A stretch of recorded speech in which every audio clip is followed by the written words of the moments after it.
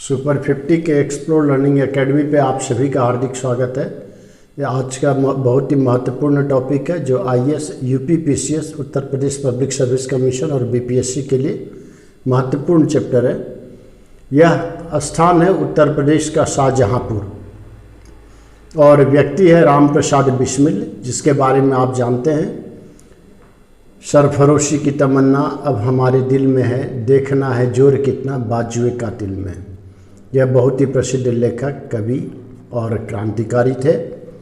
ये जो बिस्मिल, अज्ञात, इन तमाम नामों से जाने जाते थे।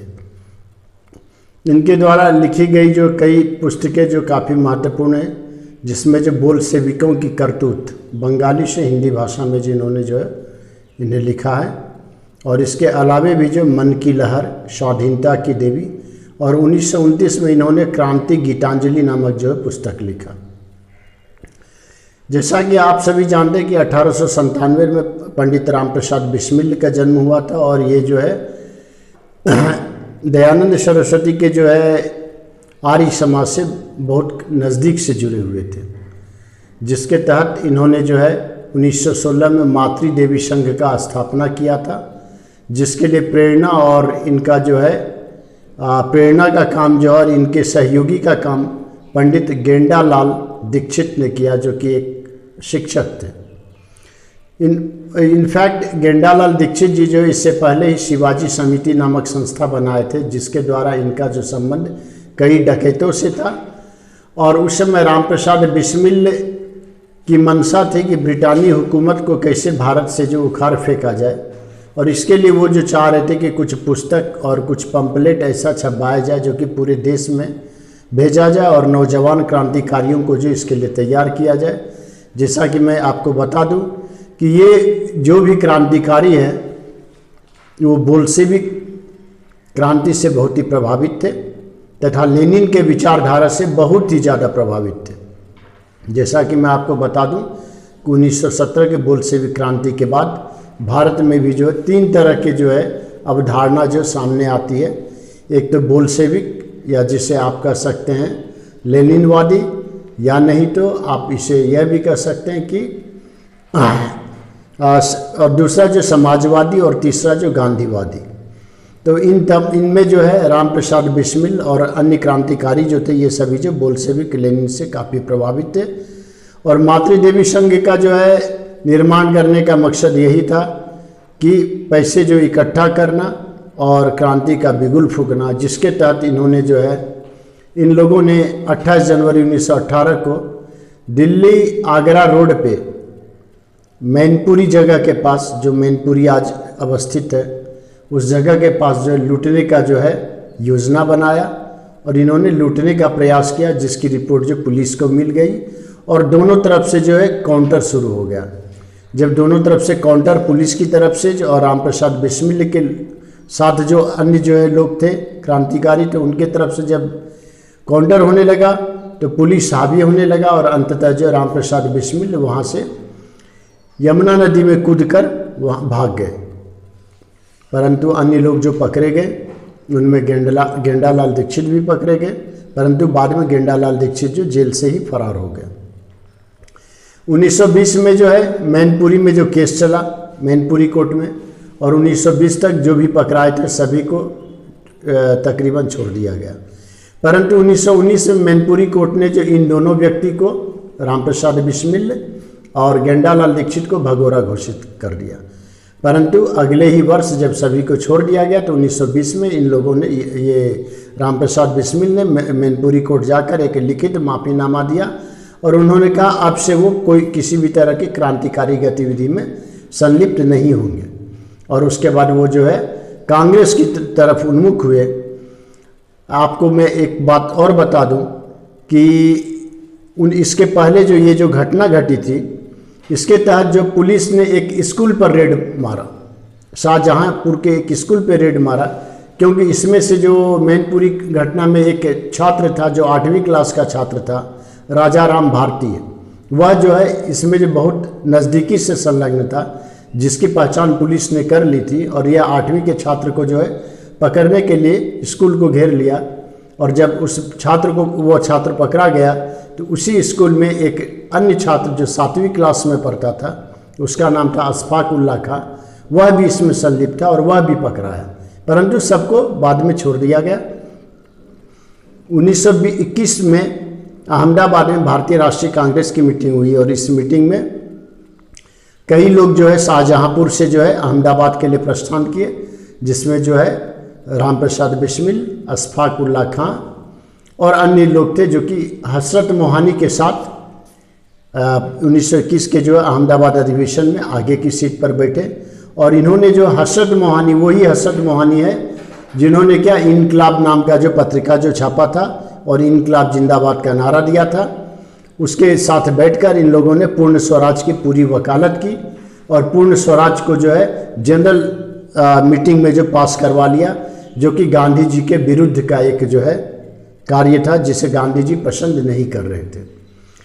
उसके बाद अगले ही वर्ष 1922 में गया अधिवेशन में पुनः जो राम प्रसाद बिस्मिल ने जो शिरकत हुए, बिहार के गया में भारतीय राष्ट्रीय कांग्रेस की मीटिंग हुई, जिस मीटिंग में जो इन्होंने पूरी जोर से कहा कि महात्मा गांधी का यह कदम कि चौरी चौरा की घटना के बाद जो है और सहयोग आंदोलन को वापस लेना बहुत ही जो है दुर्भाग्यपूर्ण घटना है और इसका मैं खुल के विरोध करता हूं।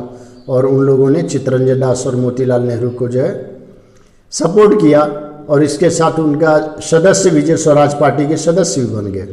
परंतु अब इन लोगों का जो है मन इधर से जो डोलने लगा और अगले ही वर्ष 1923 में, जैसा कि मैं आपको बता दूं कि ये लोग लाला हरदयाल के संपर्क में थे, वही लाला हरदयाल जो अमेरिका में प्रोफेसर थे और जो कि वहाँ से जो पत्रिका छापते थे, अमेरिका कनाडा से जो पत्रिका छापते थे, और लाला हरदयाल के ही कहने पर इनकी जो है मुलाकात सचिन नाथ सान्याल से होती है, बाघा जतिन से होती है और कई जो बंगाली क्रांतिकारियों से होती है, जिनके साथ मिलकर ये लोग 3 अक्टूबर 1924 को कानपुर में हिंदुस्तान रिपब्लिकन एसोसिएशन का गठन करते हैं।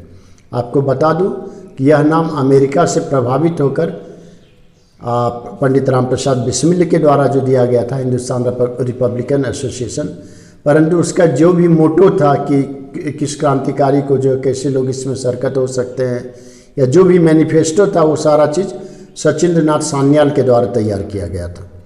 उसके बाद योगेश चंद्र चटर्जी और ये सब जो है एक मीटिंग करते हैं। मीटिंग करने के बाद जो है योगेश चंद्र चटर्जी और सचिन नाथ सान्याल बंगाल के लिए चल पड़ते हैं, जहां वो कुछ क्रांतिकारी भाई को जो तैयार करते हैं और हथियार वहां से लाने का जो प्रयास करते हैं। इसी बीच जो है ये लोग जो एक षड्यंत्र रचते हैं, जैसा कि मैं आपको बता दूं कि उस समय जो जर्मन मेड पिस्टल एक होता था, जो बहुत ही सेमी ऑटोमेटिक पिस्टल होता था और जिनकी ये लोग सोचते थे कि अगर वो जो हमारे क्रांतिकारी भाइयों के पास आ जाए तो हमें आज़ादी तुरंत मिल जाएगी, क्योंकि उसे मैं पॉकेट में भी रखकर किसी भी अंग्रेज अधिकारी जो हमारे विरुद्ध में काम करते हैं उसके विरुद्ध फायरिंग करके जो है वहाँ से बच के निकला जा सकता है। और इसी के लिए कुछ पैसे की ज़रूरत थी और एक दिन जो है राम प्रसाद बिस्मिल ने देखा कि रेलवे स्टेशन पर स्टेशन मास्टर पैसा कलेक्ट कर जो है वो जो है गाड़ी में डालते थे, परंतु कोई लॉकर नहीं होता था और उनको लगा कि ये अच्छा मौका है, क्यों नहीं जो है ट्रेन में जो है रॉबरी किया जाए, लूटा जाए और इससे जो पैसा इकट्ठा करके जो पिस्टल खरीदा जाए। और आपको जानकारी होगी कि 8,000 रुपया लगभग जो इन लोगों ने लूट लिया था। यही 8 डाउन ट्रेन है जो कि सहारनपुर से लखनऊ के लिए जा रही थी और लखनऊ से 16 किलोमीटर पहले काकोरी नामक जगह पे जो है इन लोगों ने जो है चेन पुलिंग किया और चेन पुलिंग करने के बाद लगभग 10 क्रांतिकारी इसमें थे। आपको मैं बता दूं कि इसमें जो है 9 तो क्रांतिकारी तो शाहजहांपुर के ही थे और सिर्फ एक क्रांतिकारी शाहजहांपुर के बाहर के थे। वह क्रांतिकारी था चंद्रशेखर आज़ाद, जिसे कि कोई पुलिस भी नहीं जानता और ना ही उनके साथी भी जो है जो अन्य 9 क्रांतिकारी थे या HRA के सदस्य थे वो भी अच्छी तरीक़ा से नहीं जानते थे। वो सब जानते थे कि ये पंडित जी हैं, इनके अलावा जो उन लोगों को बहुत कुछ विशेष जानकारी उनके बारे में नहीं थी। जब 8 डाउन ट्रेन सहारनपुर से लखनऊ के लिए चली तो यह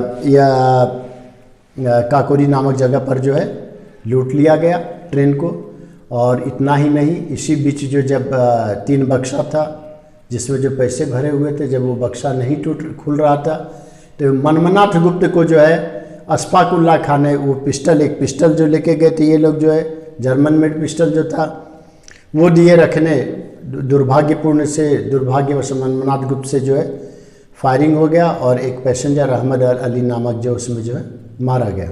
परंतु ये लोग जो है वहाँ से बच निकले। वहाँ से निकलने के बाद जो है पुलिस जो है इन लोगों की खोज में निकल पड़ी। पुलिस को सबूत के तौर पर मात्र एक चादर वहाँ पे मिला, जिस चादर पे जो है उसमें जो है लिखा हुआ था कि यह जो चादर जो है उस लॉन्ड्री का है, जो लॉन्ड्री शाहजहाँपुर का है। और जब उस धोबी के पास जो शाहजहाँपुर वापस पुलिस जाता है और पूछता है कि यह चादर किसकी है, तो वह धोबी बता देता है कि यह बनारसी लाल की चादर है। जब बनारसी लाल के यहाँ जो रेड किया जाता है पुलिस के द्वारा, तो पुलिस को वो बता देते हैं कि मैंने यह चादर पंडित राम प्रसाद बिस्मिल को दिया था।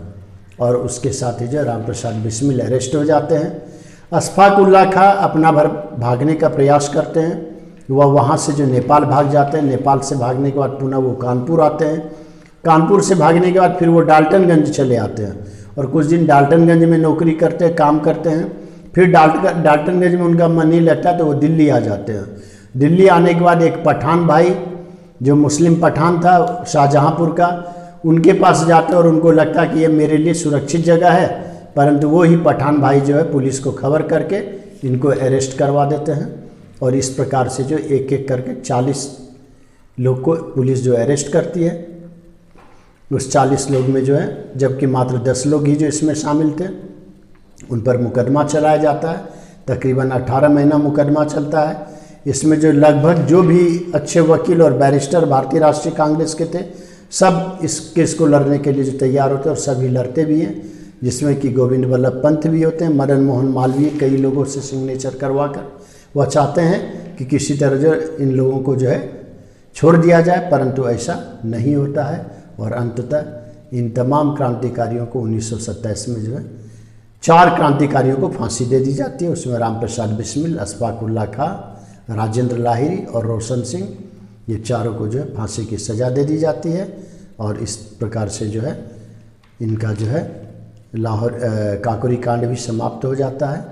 धन्यवाद। आपको अगर यह वीडियो पसंद आया तो आप इसे लाइक करें।